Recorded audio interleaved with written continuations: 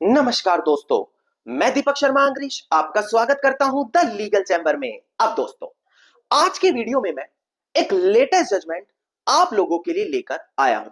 देखिए दोस्तों, आज हम बात करेंगे कानूनी उत्तराधिकारियों के बारे में, यानी कि जिसे आप इंग्लिश में लीगल हियर्स भी कहते हैं। अब देखिए दोस्तों, कई बार देखने को मिलता है कि जब एक व्यक्ति का देहांत हो जाता है, पर देहांत होने से पहले वो एक विल या वसीयत बनाकर जाता है। अगर उसने कोई विल वसीयत बनाई है और उसके अंदर किसी को अपना कानूनी उत्तराधिकारी घोषित कर दिया, अपना आगे वारिस घोषित कर दिया, तो क्या वो वारिस कोर्ट केस के अंदर उस विल वसीयत को ले जाकर अकेला केस लड़ सकता है, या फिर उस वसीयत के तहत पहले उस वसीयत को प्रोबेट करवाना अनिवार्य होगा। प्रोबेट कराने के बाद ही वो खुद को केस में as a legal heir represent कर सकता है। तो आज की वीडियो में बेसिकली बात करने वाले हैं कि क्या कोर्ट केस में एक विल के माध्यम से खुद को प्रेजेंट करने के लिए क्या उसको प्रोबेट करवाना अनिवार्य है या फिर नहीं, और अगर आप कोर्ट में खुद को प्रेजेंट करना भी चाह रहे हैं तो कानूनी रूप से कौन सा प्रावधान, कौन सा प्रोविजन वहां पर सही रहेगा जिसके तहत आपको कभी भी कोई नुकसान नहीं उठाना पड़ेगा। अब दोस्तों, अगर आप लोगों को हमारी ये वीडियोस अच्छी लगती हैं, अगर आप लोगों को हमारी तरफ से किए गए एफर्ट्स अच्छे लगते हैं, तो मेरा आप लोगों से अनुरोध है, इस वीडियो को आप लाइक जरूर करें, ज्यादा से ज्यादा शेयर जरूर करें और अपना वैल्यूएबल कमेंट सेक्शन में जरूर लिखें। तो चलिए दोस्तों, अब आज की इस वीडियो को हम ज्यादा लंबा ना करते हुए आज की इस वीडियो को स्टार्ट करते हैं।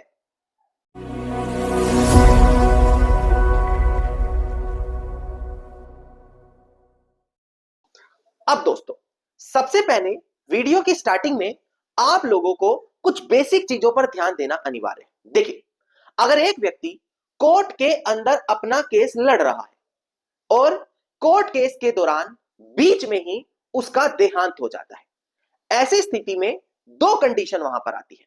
पहली, कि उसके जो भी क्लास 1 के उत्तराधिकारी है, जैसे उसका बेटा, बेटी, उसकी माताजी या उसकी पत्नी, क्या उसका वहां पर पहला अधिकार होगा, या फिर जिस व्यक्ति के पक्ष में वो वसीयत बनाकर गया है उसका पहला अधिकार होगा। इसके पीछे का कारण यह होता है क्योंकि जो व्यक्ति कोर्ट में आकर उसके बिहाफ से खड़ा होगा कि मेरे पास विल है, मेरे पास, मैं उसका उत्तराधिकारी हूं, तो उसी के पक्ष में ही कोर्ट आदेश सुनाएगा और बाद में उसी का ही सारी जगहों पर अधिकार हो जाएगा ना। दोस्तों, प्रेजेंट केस भी यहां पर यही देखने को मिला, जहां पर एक व्यक्ति ने शुरू में दावा तो डाल दिया, पर बाद में बीच में ही उसका देहांत हो गया। बाद में एक व्यक्ति ने वसीयत के माध्यम से खुद को वहां पर उत्तराधिकारी के रूप में पेश किया। वहां पर बाद में गलत प्रावधान लगाने की वजह से सालों साल उसके खराब हुए। उसके अंदर कोर्ट का आदेश भी उसके खिलाफ आया, जहां पर बाद में उसे दोबारा से अपना अब केस फाइल करना पड़ रहा है। तो अब आपको ध्यान देना होगा कि आखिरकार केस टाइटल है क्या, किस कानूनी प्रावधान में केस डालना है, केस के फैक्ट्स क्या हैं और क्या इंपॉर्टेंट चीज यहां पर ऑनरेबल हाई कोर्ट की तरफ से कही गई है। अब एक बार डिस्प्ले पर ध्यान दें, मैं आपको डिस्प्ले पर दिखाकर केस टाइटल क्लियर कर देता हूं। देखिएगा दोस्तों, डिस्प्ले पर केस टाइटल है हमारा दिवाकर चंद्र पांडे, जो हमारा यहां पर पिटिशनर है, वर्सेस ध्रुव शंकर दुबे, जो यहां पर अपोजिट पार्टी है। हाई कोर्ट ऑफ झारखंड का यह मैटर है, जिसका सीएमपी नंबर है 228 ऑफ 2023 और डेट ऑफ ऑर्डर है 5 दिसंबर साल 2024, यानी कि बिल्कुल इसी महीने का ऑनरेबल झारखंड हाई कोर्ट का मैं ऑर्डर आप लोगों के लिए लेकर आया हूं, ताकि विल वसीयत के केस का हर कंसेप्ट सरल सी सरल भाषा में मैं आपको क्लियर कर सकूं। नाउ, प्रेजेंट केस के अंदर कोर्ट में एक दावा डाला गया था टाइटल सूट का, जहां पर खुद को संपत्ति का मालिक घोषित करने के लिए कोर्ट में दावा डाला जाता है। अब सबसे बड़ी बात क्या है, केस के चलते ही बीच में व्यक्ति का देहांत हो जाता है। जब उस व्यक्ति का देहांत होता है तो एक व्यक्ति कोर्ट में आकर विल प्रेजेंट करता है और ऑर्डर 22 रूल 10 सीपीसी की एप्लीकेशन लगाकर कहता है कि मेरे पास विल है, मैं इसका उत्तराधिकारी हूं और उसके तहत मुझे जिस प्लेंटिफ का देहांत हो गया है उसकी जगह सब्स्टिट्यूट करके आगे केस बढ़ाने के लिए अलाउड किया जाए ना। ट्रायल कोर्ट ने शुरू में उसको अलाउड कर दिया।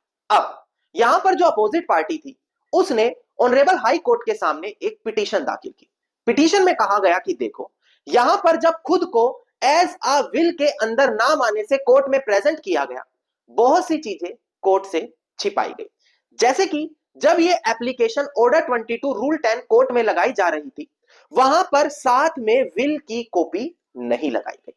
दूसरी चीज, जब ये एप्लीकेशन कोर्ट में लगाई गई उस दौरान वहां पर बाकी 5 कानूनी उत्तराधिकारी और थे, जिनमें से 4 बेटियां, और जो 5वीं बेटी है उसका देहांत हो चुका है, तो उसके जो आगे उत्तराधिकारी होंगे उनका भी जिक्र इस एप्लीकेशन में किया जाना चाहिए था।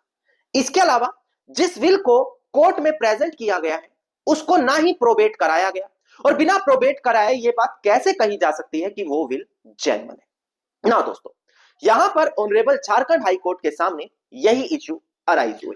अब दोस्तों, यहां पर ऑनरेबल हाई कोर्ट ने कुछ काफी बड़ी मुख्य चीजें अपने इस आदेश में क्लियर करी। एक बार डिस्प्ले पर देखिए, एक एक कर कर सारी चीजें क्लियर करूंगा जो हर उस व्यक्ति के लिए काम आएगी जिसके पक्ष में कोई विल है। देखिएगा डिस्प्ले पर, सबसे पहले जो हमारी सिंगल जज की बेंच थी, जस्टिस सुभाष चंद्र, उन्होंने इस चीज को अफर्म किया, मतलब इस चीज को स्वीकार किया कि यह सेटल्ड कानून है कि अगर कोई लीगल ईयर है किसी पार्टी का जिसका देहांत हो चुका है, और अगर वो केस के अंदर खुद को सब्स्टिट्यूट कराने के लिए आता है विल के बिहाफ से, तो वहां पर कोई भी रिक्वायरमेंट नहीं है प्रोबेट कराने की। सबसे बड़ी बात बताई है, प्रोबेट कराना अनिवार्य ऐसे केस में नहीं होगा। पर उसी दौरान अगर एक व्यक्ति खुद को लीगल ईयर के तौर पर वहां पर विल के तहत प्रेजेंट करना चाहता है, तो उसको उस विल को अपनी एप्लीकेशन के साथ कोर्ट में लगाना अनिवार्य है। इसके अलावा ऑनरेबल झारखंड हाई कोर्ट ने यह भी कहा कि अगर आप खुद को सब्स्टिट्यूट करने के लिए, मतलब विल के बिहाफ से या किसी और बिहाफ से अपने आप को कोर्ट केस में पार्टी बनाने के लिए आ रहे हैं, तो वहां पर जितने बाकी कानूनी उत्तराधिकारी हैं उनका भी जिक्र करना अनिवार्य है, ताकि उनको भी अवेयर किया जा सकता है कि भाई यहां पर यह व्यक्ति कोर्ट में खुद को प्रेजेंट करना चाह रहा है, अब आप कोई ऑब्जेक्शन लगाना चाहे, आपकी कोई आपत्ति है तो बता दीजिए। इसके अलावा एक काफी इंपॉर्टेंट चीज यहां पर बोली गई, आप चाहे तो इसको नोट डाउन कर सकते हैं। यहां पर ऑनरेबल झारखंड हाई कोर्ट ने बोला, ऑर्डर नंबर 22 रूल नंबर 10 इस प्रावधान का इस्तेमाल नहीं करना, बल्कि ऑर्डर 22 रूल 5 का सहारा लेते हुए एक समरी ट्रायल वहां पर करनी पड़ेगी। उस समरी ट्रायल के अंदर यह चीज देखी जाएगी कि क्या जो ये कानूनी उत्तराधिकारी है वो विल के तहत खुद को उत्तराधिकारी घोषित करने का अधिकारी है या फिर नहीं। अब लोग कहेंगे कि सर आखिरकार ये समरी ट्रायल है क्या? समरी ट्रायल बेसिकली एक प्रकार की इंक्वायरी ही होती है। वहां पर लंबी लंबी प्रोसीडिंग्स नहीं होती, एक बेसिक सी इन्वेस्टिगेशन होती है, कुछ बेसिक से डॉक्यूमेंट्स देखे जाते हैं, कुछ ओरल एविडेंस चलते हैं, पर लंबी प्रोसीडिंग्स वहां पर नहीं होती।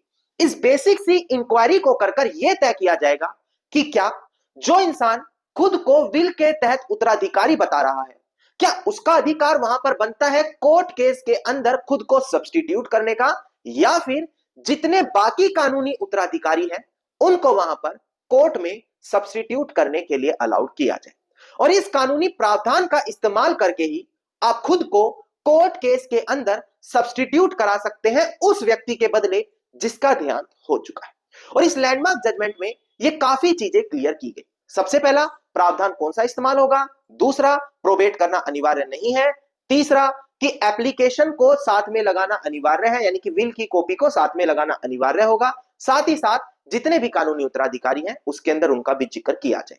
तभी अगर किसी को सब्स्टिट्यूट करना अलाउड किया जा रहा है उसी तौर पर उसे लीगली वैलिड माना जाएगा। अगर एक भी गलती आपने की तो सीधा ऑनरेबल हाई कोर्ट के सामने पिटीशन डालकर उस आदेश को खारिज करा दिया जाएगा, जैसे प्रेजेंट केस के अंदर किया गया, और दोबारा से मैटर ट्रायल कोर्ट के सामने भेज दिया गया कि लीगली तरीके से इसको सुना जाए।